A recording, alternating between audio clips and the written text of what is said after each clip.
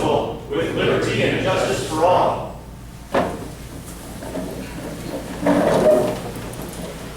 Thank you. Can everybody hear me out there? Great. My name is Dave Brown. I have the privilege of serving as sheriff here in Skamania County. I know that tonight there are people here from Clark, Clickitat, and Skamania. Is there anyone else from Hood River or another county besides Representative Shea? Very good. Welcome, everybody. This is the second installment, if you will, of a series that we've titled The Principles of Liberty. We have couched this as a nonpartisan function. It doesn't matter if you're a Democrat or a Republican, a libertarian or an independent, or some other affiliation. This is intended to be about liberty and about freedom and relearning what the founding principles are that this country was built on. You might remember, if you were in the last one, Commissioner Chris Brong spoke. He's here again tonight in the audience to listen and learn. Thank you for being here, sir. Also with us tonight, Commissioner McKenzie is in the back listening as well. Thank you very much for attending. I was prompted by Dan Boys, who's sitting up front here videotaping, and he asked if he could do that tonight. There's actually a couple of cameras, and the fact is that actually in the country you can, and so he is. And I appreciate that because two things. It maintains a record for somebody who may want to go back and listen again and didn't pick it up the first time. And secondly, there are a lot of people who are not here tonight that asked me, is there any way you can video this? Is there any way that we can get access to it? And I said, you know, there are a couple of people doing that. And we'll make it available to you. So I'm going to be able to talk later. We are blessed tonight to have Representative David Taylor from the 15th District with us and Representative Matt Shea from the 4th District, Spokane area, with us tonight. Both of these men are championing for the freedom agenda in Olympia and for Washington State. And I think the fact that they've taken time out of their schedule, I think they're in Olympia tomorrow actually, they're going to be bumped here tonight in Skamania County with heavy security. It is truly an honor for us to have them with us. I'm excited about the message that they'll have for us tonight, and we're going to be here until about 7. They may run a little longer, it's up to them, but they'll speak for a little while, and then they'll take some questions from you if you have any. So, that's not to waste any more of their time or yours. I'll turn it over to them. Thank you.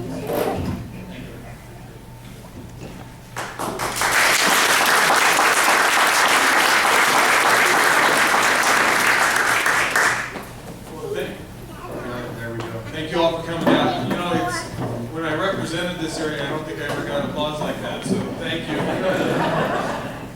I move around a lot, so I apologize. I've been accused of ADHD, so I do move around a lot. It helps me think. I'm here tonight, David Taylor, 15th District. It was an honor and a pleasure to represent all of you for about a year and a half. Now with redistricting, we've moved up to just Yakima County, and you have some new representatives in the 14th. I can tell you, Matt and I driving down tonight, comment after comment. Okay, so now we're going through Bingen and up on the hills of White Salmon, and we're going to be seeing the Drano, the White Salmon River, and just the tour guide coming down. So it was a pleasure making that drive and seeing the things that just wonderful memories for being down here. What we thought we'd do tonight is just do a real brief introduction. Freedom Agenda, what is it? What we did in 2013, how it began, some of the pieces of legislation that fit within it. Then I'm going to turn it over to Representative Shea. He's going to talk about some liberty, a little bit of preparedness, self-reliance, and then we're going to kind of wrap it all up in 2014, what to expect, what we're working on right now, and then it'll open up to question and answer. We both firmly believe, and that's the best part of the night for us, is the question and answer. It's what issues are hot on your minds, what are the topics that are really burning right now for you, and how can we respond, and quite possibly how can we have a legislative answer to that. I can tell you, and I'm sure Matt would agree, much of what we do in Olympia comes from you. We get a phone call, we come to an event like this, and hey, have you guys ever thought about, no, you know what, we haven't. And it turns into a piece of legislation. One of the things that, I can't tell you how encouraged I am by tonight's turnout. There's a lot going on. What do we hear? It's something at school. It's curriculum night, Common Core night at school. And there's a C-Tran meeting over in Clark County. So appreciate the opportunity to be here and for coming out. What we get a lot of in Olympia, or when we come back from Olympia, is, hey, thanks for taking the stand, thanks for killing that bill. And the best example we have is thanks for killing the gun control bill. And my response is, well, you're welcome. And it was a pleasure working on it. It was a lot of hard work. We had a series of amendments prepared. And then to reveal that it wasn't really us that killed that bill. It was you. Because when you step out as grassroots and make the phone calls and send the emails, and I can tell you that there were literally hundreds, if not thousands of emails a day going to representatives saying, no, do not pass 1588 gun control. Yeah, we made it difficult. That's all we can do in a minority position in the House. Folks, it was you all that spoke up and said no. And the best example I've got of that this year, pre-filed piece of legislation which was to repeal the stand your ground law in Washington State. It was a duty to retreat. Sherry Appleton, a progressive Democrat from the West Side, introduced that bill. The grassroots exploded. There was a fire burning across Washington State, and that bill was never formally introduced.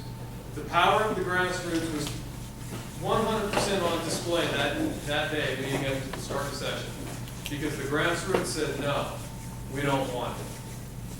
So the Freedom Agenda, if you're on Facebook, you can follow what we do with the Freedom Agenda at Freedom Agenda Washington. Matt and I also have pages. The third piece of the puzzle that's not here tonight is Representative Jason Overstreet out of Linden, the 42nd District. So we've got Northeast, Northwest, and Central Washington covered. And just so everybody knows, we've sort of added, not 100%, but for the most part, we've added Representative Liz Pike out of the 18th, Canvas Washougal area. She's been working with us on a lot of the Freedom Agenda issues, and she's been doing a really good job for us. So we're slowly moving across the state and getting people that are involved in the Freedom Agenda from various areas so that we have a much broader voice. So you can follow us on Facebook, and that's probably the best way to follow the Freedom Agenda, at least right now. We're working on some other avenues.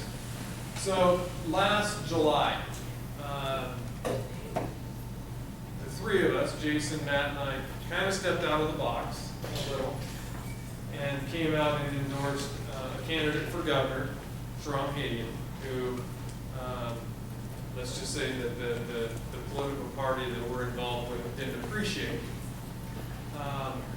And it was at that point, I think, that really launched this idea of how can we put forward a slate of bills that represent what we firmly believe being constitutional principles, liberty-minded, freedom-minded. What can we do?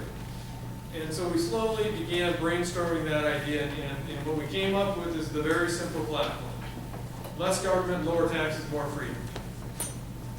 Because when it all boils down at the end of the day, those are the things that matter. We reduce the cost on people's daily lives. We get government out of your lives. And ultimately, we increase freedom in doing that. And what we ended up doing was a slate of bills that turned into the most successful slate of conservative, constitutionally based bills this state has seen in a decade. Out of the 40 bills that were introduced, 5 were signed into law without veto. We had an amendment that Matt put forward that prohibited the use of Sharia law in specialty courts in Washington State. We had a success through those bills and through the grassroots that nobody ever expected. We had a bill that would reduce the state sales tax by 1%. We had the Save Our Homes Act, which part of it got passed into law. I'll let Matt talk about it, but part of it is on Initiative 601. So if you haven't, read up on Initiative 601.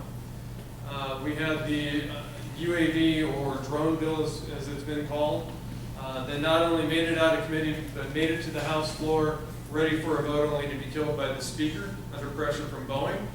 We had an indefinite detention bill that not only received one public hearing, but had a subsequent work session. We had a TSA bill that, quite frankly, we need to do more work on, that simply said, look, TSA, you can't take kids away from their parents. And oh, by the way, we're going to enforce assault laws in Washington State. We don't care that it's TSA. We included, I've got my list here. Repeal the Growth Management Act.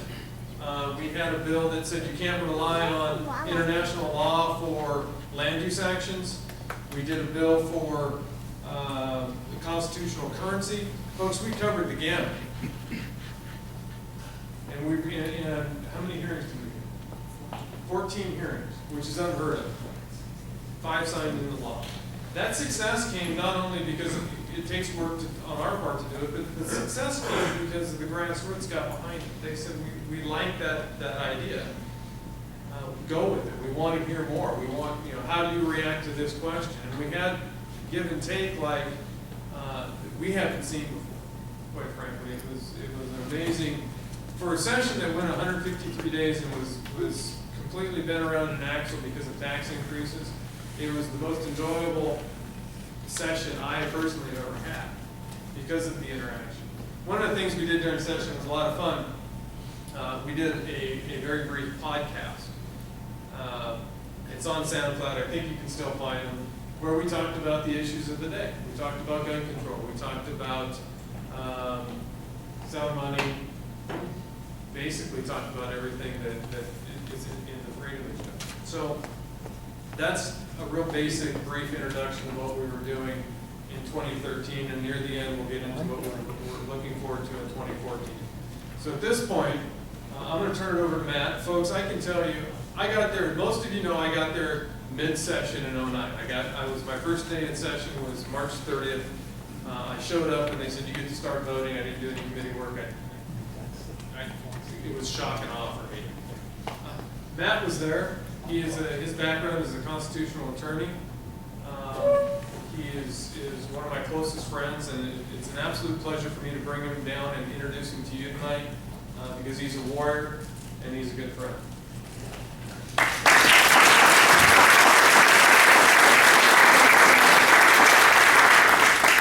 want to thank you all for being here tonight. I hope I'm on. Can you hear me good in the back? If not, I have an infantry voice. I spent 10 years in the United States Army as a commander, and I came back home in 2006 from the last tour I had in Iraq, and I saw my country had changed so dramatically in a year and a half.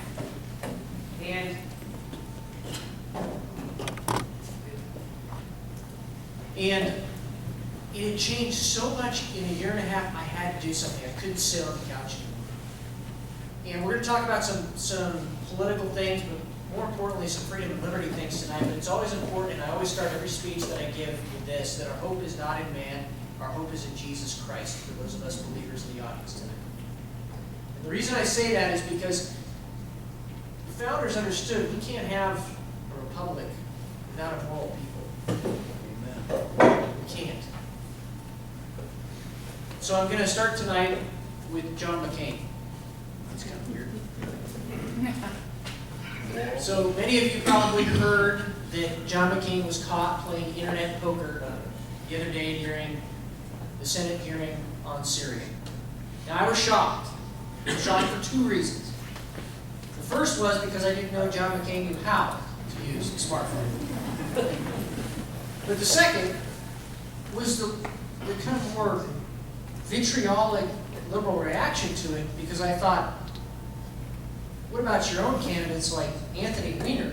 I mean, it wasn't like John McCain was playing strip poker on his smartphone. So where have we come in this country where that doesn't even get brought up, where that gets marginalized? And that goes back to us being a moral people. To have freedom, to have liberty, we must be a moral people.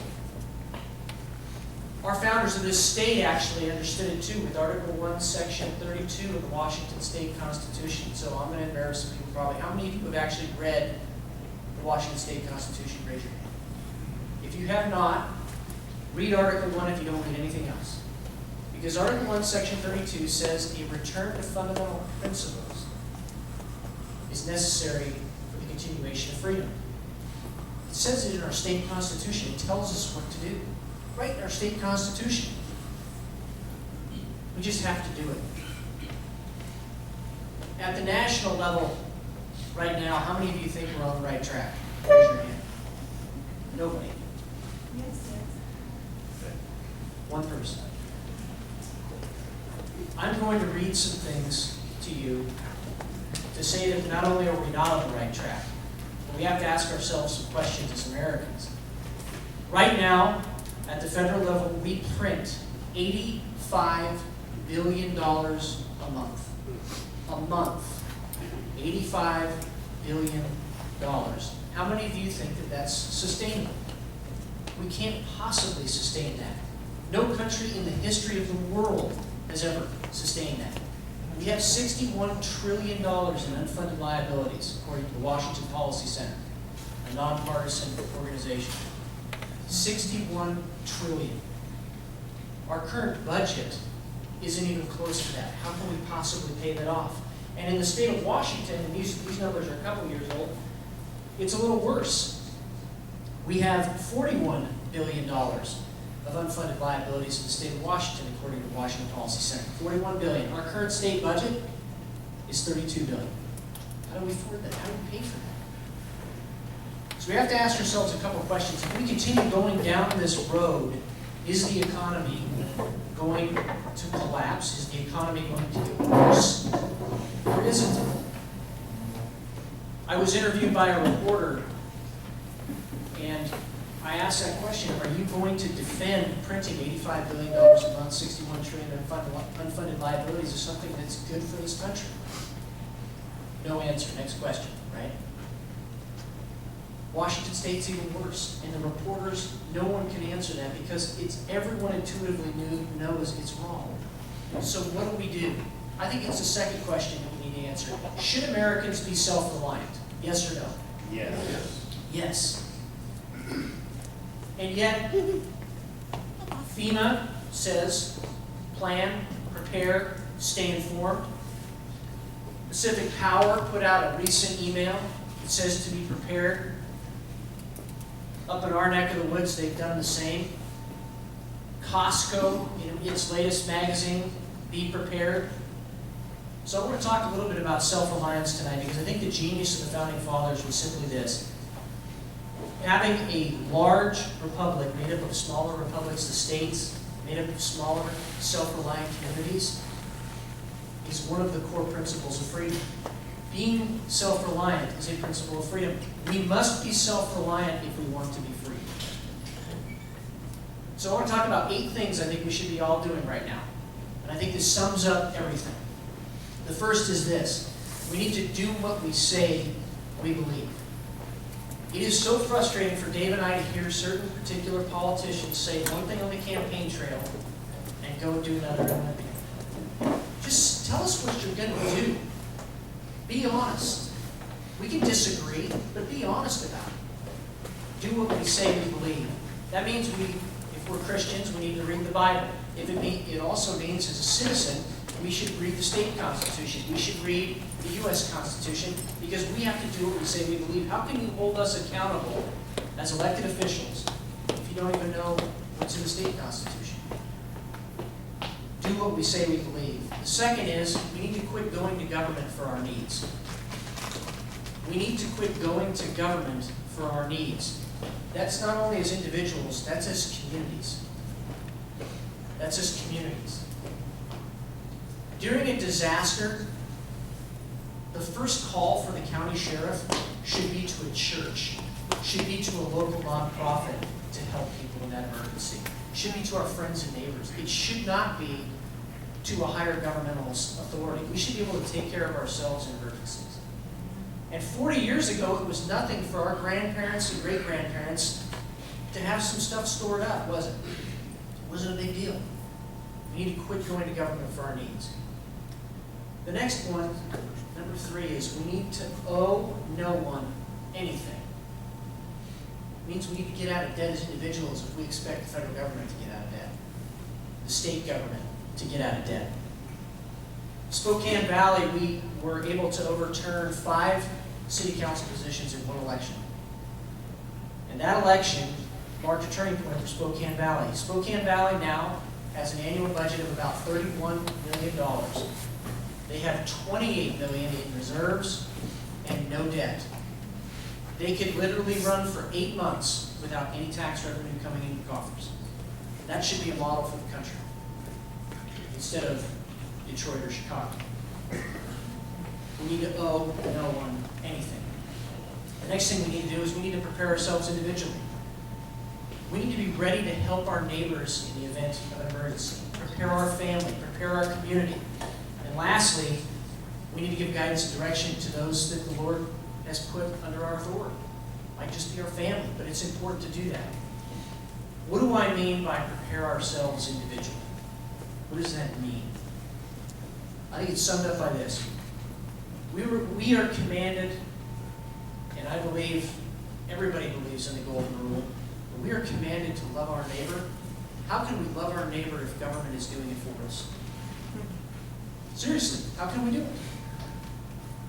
How can we even know what's going on with our neighbor?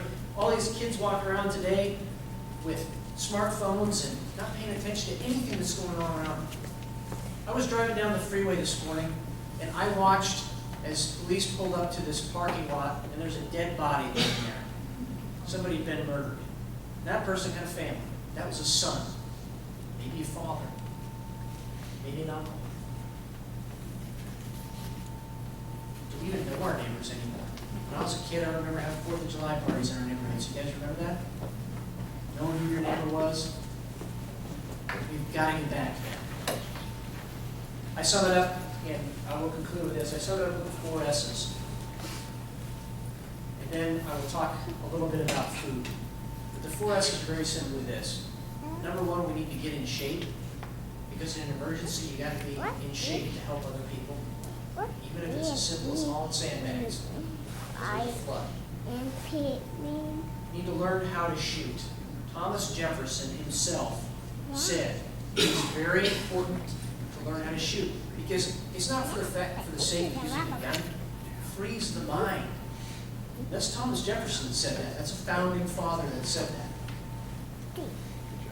The third one, and I think this is very important, is we need to learn how to work together in small groups. That means we got to be team players in small groups. We can't be that lone wolf. Because in any sort of an emergency situation, the sheriff needs help, right? He needs to know that in an emergency, everybody in this room is going to be there filling sandbags if there's a flood. He needs to know everybody's going to be there to have his back. That's important. We need to learn to work together as small groups. And the last thing I think, and this is very important for everybody, is we need to learn self-defense. Because again, it frees the mind. We need to learn self-defense. I will also mention food. We should all have some food stored up. Now some people say, well, that's just radical. Well, that's FEMA, okay? So we call FEMA radical. We need to have some food stored up in case of an emergency so we can help our neighbors. It's just as simple as that. That's a principle of freedom. We can be self-reliant in our neighborhoods. We don't have to get help from the outside. If we have all the food stored up we need for 6 months. Pretty simple, don't you think? How about medical supplies? It's probably another big one. Why do I bring all that up? How many of you think your tax dollars are spent 100% wisely 100% of the time? Right? Now, there are some folks over in Olympia, that say, no, they aren't. And we need to increase your gas tax because we are so wisely spending your road dollars. And my response now to them, because I kind of got sick of it, was simply this. If you want to give to the Washington State government, here is the official donation form, you can do it. And I will leave it up here. Somebody can copy it. Here's the official donation form to the Washington State government. Let's talk about the freedom agenda. We broke it down into lower taxes, less government, and more freedom. Under more freedom, we just picked issues we believed were core to liberty. Pro-life, pro-liberty, pro-property, pro-gun, pro-veteran, and securing our elections so we actually have free and fair elections. That was our simple freedom agenda. And like Dave said, out of 40 bills, we had 14 hearings, 7 were passed out of committee, 5 were signed into law without veto. That has not happened in over a decade in Washington State. But it was because of the grassroots. It was because of the folks. And one of the reasons it was because of the folks is because of the internet. The internet has revolutionized politics. Literally revolutionized, it has changed politics. We have a network right now of 25,000 people we can hit one button and send to all. But that's just the immediate network. Our extended network is 350,000 in the state of Washington, and our network beyond the borders in the state of Washington is over 1 million. And when all those people are calling, literally we had a story where one legislator comes running into our office and says, "What is House Bill 1632? I'm getting all these phone calls, so I gotta sign it, where is it, where is it?" That's the power of the grassroots. That's what you can do. People, I think, just sit and say, you know, my vote doesn't count, my phone call doesn't count, my email doesn't count. It counts. We see it over there. Right now, if somebody gets just 10 phone calls, it's a big deal on an issue. When they get 100, it's a showstopper. When we were doing this on the Second Amendment and trying to stop gun control, all of you, people throughout Washington State called in by the thousands. And you know what? It worked. It worked. So please know that your vote, that your participation counts. I will now turn it back over to Dave. We can talk a little bit about the gas tax, and then I think we can take questions and we'll go from there and see what's on your heart tonight. But thank you again for having this wayward Spokane Valley guy down to Skamania. It's a gorgeous country down there. Thank you.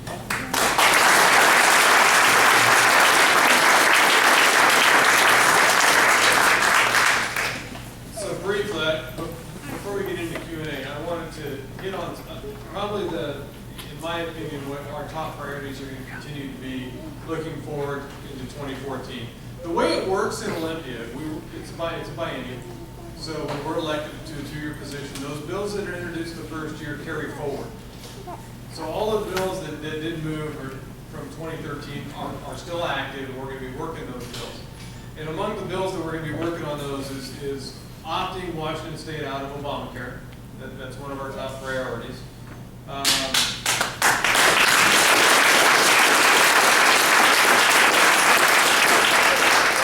still going to be pushing the constitutional use of drones and the constitutional use of surveillance devices. There's been a lot of, anybody here look at Drudge?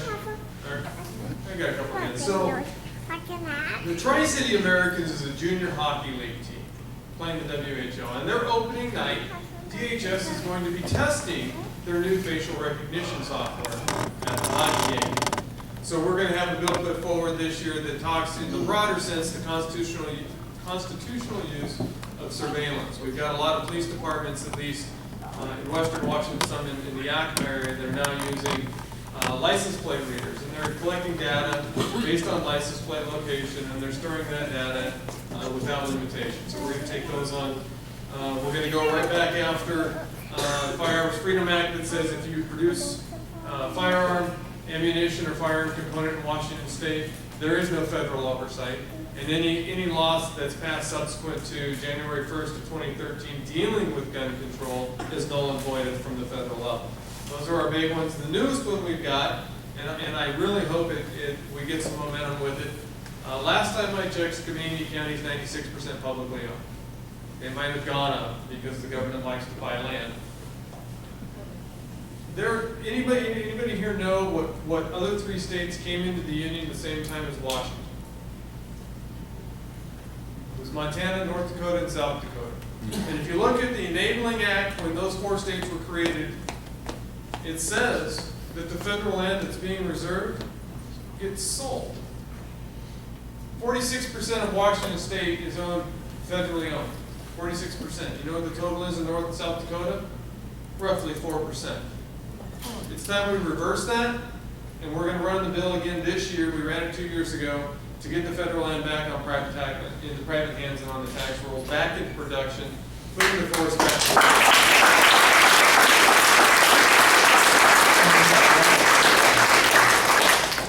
And the last little piece, and Representative Jason Overstreet's our lead on this, but it's nullification of the indefinite detention provisions of the NDA. Those are really our top list. As always happens, as people contact us, additional bills get moved forward, but folks, with your help, we can in fact move Washington to a better place, expand freedom, lower taxes, and quite frankly, get government out of our lives. And with that, we did it, 30 minutes. So we have 30 minutes of Q&A. And we can move around with the mic so we can make sure everybody hears it or restate the question. Thank you for your service to our great state. Just because I'm kind of curious, since this is a principle of liberty, what is your definition of liberty, and how does it apply to the Constitution? So, for both of you, I'd like to hear that. So let's start with the role of government. The role of government is to protect our God-given unalienable rights to life, liberty, property, and the ability to defend the same. That's the role of government. So what is liberty? Liberty is exactly what they're supposed to be protecting. It's supposed to be the freedom to do what we want with our property, as long as it's not harming somebody else. It's the freedom to defend our property when we need to, without fear of repercussion. It's the ability to use our property without fearing the government is going to take it or mark parts of it unusable without any sort of compensation. But it is not libertine. I want to draw a very clear distinction between liberty and libertining. Ordered liberty is what our founders believed in. Again, going back to a moral and religious people, that's what our founders believed was necessary for this republic to continue. It did not mean you could just do whatever you wanted whenever you wanted. And I think that's a very clear distinction. Dave, I'll let you finish if you want to. Really, the only thing that I would add to that is on the private property piece, the compensation when the use is disallowed or taken, be it through critical areas ordinance or the Growth Management Act, Shoreline Management Act buffers. That compensation actually occurs so that, yeah, we have a life, liberty, property, and the defense thereof, but it's also within the U.S. Constitution and state constitution, it does allow that private property be taken public use if there's compensation. So that would be the only piece that I would add to it, that there's accountability on the government, and that would be the example of the accountability part. And one of the things is part of the freedom agenda, when we talk about less government, I want to define that very clearly too. We said the rulemaking that's going on in Olympia is insane. We don't even know what the rules are. All of the lawyers don't even know what all the rules are. So how can we possibly expect the average citizen to know what all the rules are? So one of our proposals was very simply to rein that in by saying that every rule that's passed with an economic impact over $1,000 must come to the legislature for final approval. So we put a stop to that, and there's actually accountability in the system. Because I think the formula is the less government there is, the more freedom there is. The more freedom there is, and that's what we're trying to prevent. Back to this, my understanding is that the only way that they can take property is eminent domain, and there has to be a reason for that taking, not just I like to look at the flowers of somebody else's yard, so I'm going to tell them they can't cut them. I don't know. I don't understand. That's why I'm asking. Well, unfortunately, at the United States Supreme Court level, there was a case called Kelo, the Kelo decision. It was from back east. The Kelo decision said that the government could take the private property of one person and give it to another private person or entity if it increased the tax revenue. That is not what the Founding Fathers believed, and it is not what the founders of the state believed. That is what has been used now throughout the country, with the exception of the states that have reined in eminent domain. That's what's been used throughout the country to seize people's property. And then you've got another one too. So the question, you're right. Oh, Now, and folks, I hate saying this, but, and I apologize for saying this, the rule of law is dead. Okay? The Constitution's clear. Compensation if there's a taking. Growth Management Act, through hearings board decisions or through local conference plan critical area adoption by your county commissioner or city councils, routinely results in the taking of private property. Routinely. Fish and Wildlife will get an HPA, hydraulic permit approval. They will require setbacks. Shoreline Management Act requires setbacks and buffers. It has not been challenged. I believe that those require compensation. That's why we put bills forward to do that. The problem, and I'm the first to admit, I fall into the trap. We shouldn't need to put that bill forward. We shouldn't have to remind people of what their constitutional, or remind the government of what their constitutional rights are and constitutional limitations on the government itself. I fall into the same trap. But if we don't do it, nobody's going to do it. They're going to continue to go out of control. Well, then doesn't it go back to what Mr. Shea said, the 4 S's, sharing small groups and getting together as individuals and bucking back against that system that says we can't have our property or we can't do what we want. Every time somebody wants to paint their house in the scenic area, we get a lawsuit from somebody. Why not counter that with everybody in the gorge saying, hey, I don't, I'm just, again, it goes back to knowing your neighbor and going back to those small groups that working together in our county. The sheriff's supposed to be in charge here, not the federal government. Oh, I So- don't think so. let's Oh, yeah. let's talk about the United States Supreme Court opinion, Prince v. U.S., New York v. U.S. Very clearly stated that the sheriff is the chief law enforcement officer in the county. That means they are higher. This is the United States Supreme Court cases, 2 of them. Within the last 20 years, the sheriff is higher than any government official. Amen. Any, including federal. Any. That's why Obama.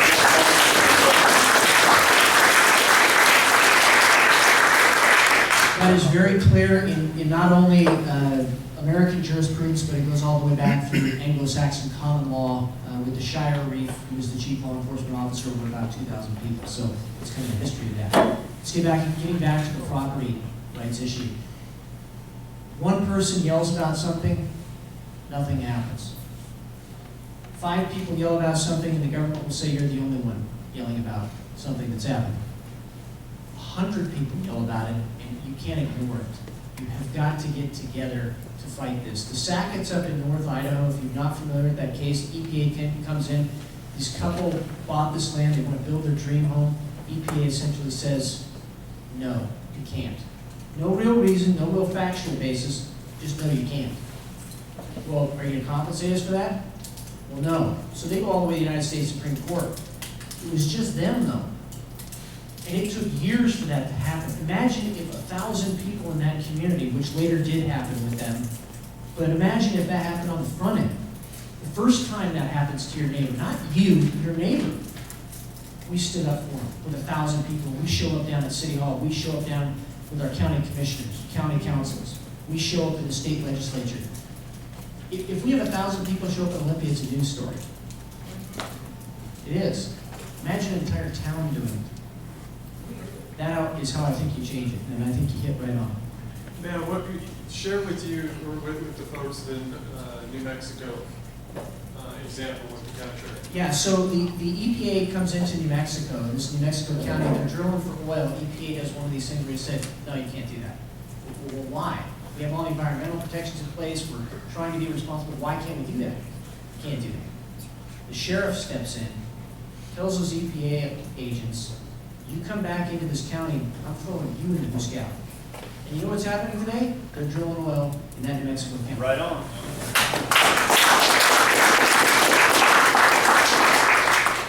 Before we get to the next question, folks, you have a good sheriff here. You absolutely do. I don't know if you know it or not, and I apologize, but I'm going to tell them anyway. You know Sheriff Brown, Sheriff Mack? Yeah. Sheriff Mack. So, your Sheriff Brown has been to his training.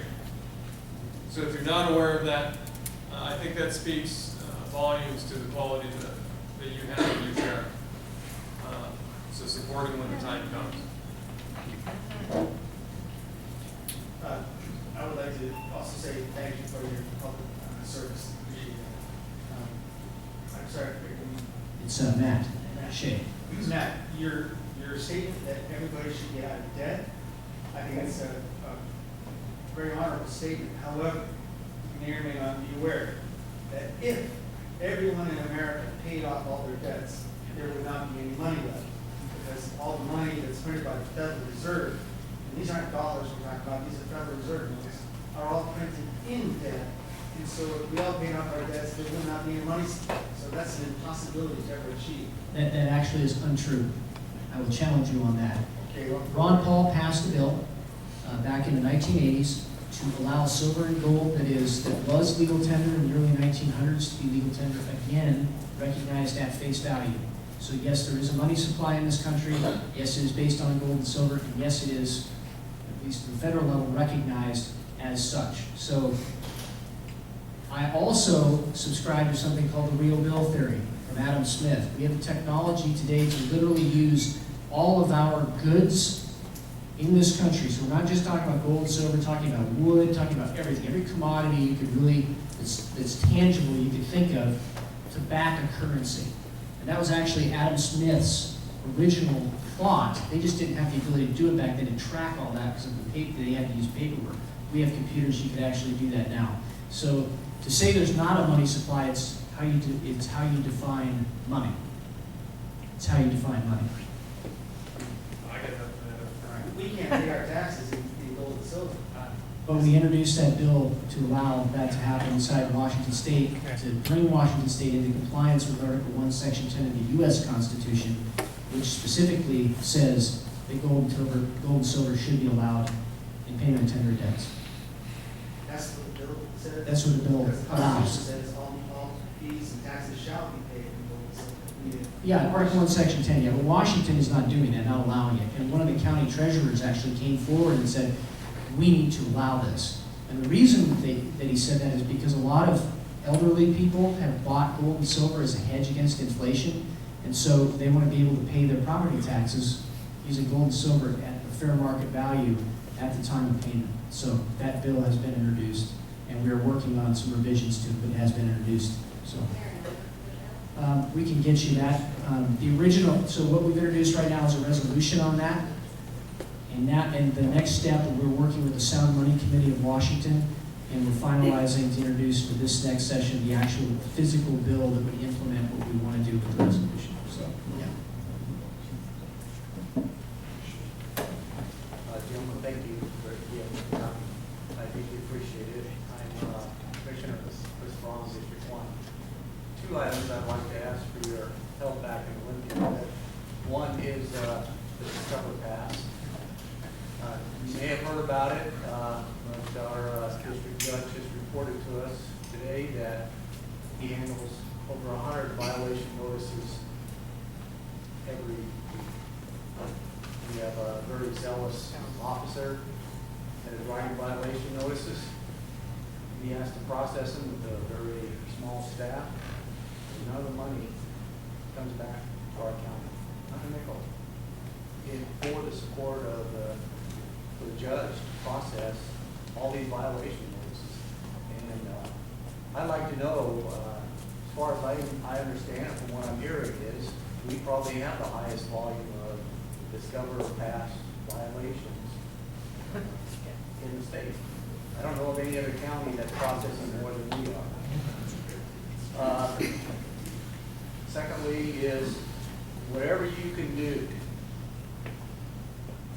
and I will support you 101% with all the time I have to get the Forest Service to listen to the county, to work with us, just to listen with us, it would be a dramatic advancement, because as far as I'm concerned, they are completely indifferent to our schools, our communities, and our county needs to provide the basic government services, public services that all the residents here expect, especially the public service from the sheriff's office. we need them to listen to us and work with us. They don't care. It's their way or the highway. Thank you. So let's start with the Discover Pass. I was opposed, and I remain opposed to it, because I don't think I should, with the exception of parks, and I'll clarify with that, you shouldn't have to buy a pass to recreate on land you own. Right on. You all own that land. Yes, we do. They happen to manage that land, but you own it, and there's a disconnect in Olympia land. And I do say, with the exception of parks, there are improvements there. If you're gonna use a park, and the thought is to have a fee associated with it, fine. There are improvements and services that go along with it. Garbage collection, pumping, septic, etc. It used to be, when the Discover Pass was originally passed, a portion of that fine stayed at the local level with district court. And it was this year that they took it out. And they did so because they still think that there's not enough money going to parks, but I would argue, as Matt did earlier with his example, here's the sheet. If you want to pay more taxes, here you go. Forest Service. There's a little piece of law in the Federal Land Policy and Management Act. The acronym is FLIP, that requires federal agencies that manage resource lands, BLM, Forest Service, are the two great examples, to coordinate their resource management activities with the local elected county commissioners if, number one, it's requested, and number two, you have a policy plan that lays out the policies. What that does is puts the county commissioners at a level playing field with the decision makers in the federal agency. The federal agency is required to seek consistency with the locally adopted plans. If they cannot achieve consistency, they must document why they cannot. They fail to do it, the courts throw it out. Hawaii County, Idaho, Modoc County, California, Boundary County, Idaho have had tremendous success with coordination. There is a tool available to you as a county commissioner, and I would think a room full of people that would voluntarily serve on a commission to put together the policies that rein in what the feds are doing with the land they manage, because we own it. Yeah, but that's not, I'm going to disagree with you, but that's not 100% true. Just south in Oregon, in Klamath County, they had a plan, they had the Forest Service kind of worked with them. It took them almost 10 years because the Forest Service, the federal government, dragged their feet, and they finally went to court, and they finally the judge says, you've got this plan, you've got to implement it. And it took them almost 10 years for the people to get that plan implemented. And the other thing is, and I read the stories up here, you deal with Forest Service, you ask them to do something, and I'm tired of getting this answer, we haven't got the money, we don't have the time, we don't have any money to do this stuff. But yet they can turn around and some certain parties can go out and 2 weeks from now, they can, also the Forest Service takes over another 10,000 acres of our forest, like taking it off the tag. Well, because there's a spotted owl over there, or they're doing something, you know, we've got not a plan, we've got stuff here that needs to be, we can make some money, the county can get money back on it, and I agree with you, get the Forest Service, give us our land, or our 90% of our land back so we can put it on the tax book, we can log it sensibly and do that, but they say, well, we can't, you got to do this spending, got to do that spending, we haven't got the money, you know, but yet they can grab the land and they don't cut, well, you're going to go broke, that's not our problem, you know. Well, and that's why we're working with the legislative fix of getting those federal lands back on Great. But I can tell you the Oregon example, they weren't coordinated, they were cooperating. And it's illegal, it doesn't seem like a big difference there. So there's a huge legal difference there. You must demand coordination and consistency with the policies. And your policies could be as simple as no net loss of taxable acreage in Skamania County. And if the feds want to come in and buy more land, they got to reach consistency with that, which means they got to sell something. So let's talk ATVs real quick. And the reason I bring up ATVs is we've had to deal with the Forest Service the use of ATVs on national forest land. This year, as part of our freedom agenda, one of those 5 bills we got signed into law without veto, opened up hundreds of miles of park land to ATV use in Washington State. How were we able to do that? Well, the Forest Service, their own policy was that the county road laws and the county ordinances ruled on their land where the county roads came up to Forest Service land. So when we passed that law and it opened it up for the counties, it opened it up for the Forest Service as well. So that opened literally hundreds of miles of land. Forest Service came back and said, no, it only opened up half the roads. Here's why. Because ATVs are legal on all highways in the state. And we were in front of a bunch of county commissioners and everything else, and we said, okay, where is that in statute? Well, it's not in statute. Okay, but where is that in rule? It's not in rule. Where is it then? It's in our own internal policy. Okay, so we have county commissioners now in the northern counties demanding coordination. First of all, they passed a resolution recognizing that half the roads were open, and thank you. Now they're going to demand coordination on that issue with the Forest Service because the policy's clear. If they do that, the county will win. But you got to do coordination. It's not the same as kind of working together. It is a legal, it has legal effect in a court. It's a hammer, and a lot of county commissioners don't know about it. Name is Dave Prosser, and I just want to comment on Commissioner Grong's statement about the Discovery Pass. We hunters that buy a hunting license from the Washington State Fish and Wildlife, we get our hunting license, which allows us to hunt on federal land. But for us to hunt on state land, we also have to buy a Discovery Pass. So this is by the state of Washington, Fish and Wildlife, that we get our hunting permit. Also, the loggers that are up there in the woods, logging state land, they get the contract to harvest the timber on state land. They also have to buy a Discovery Pass to go to work, which is pure stupidity.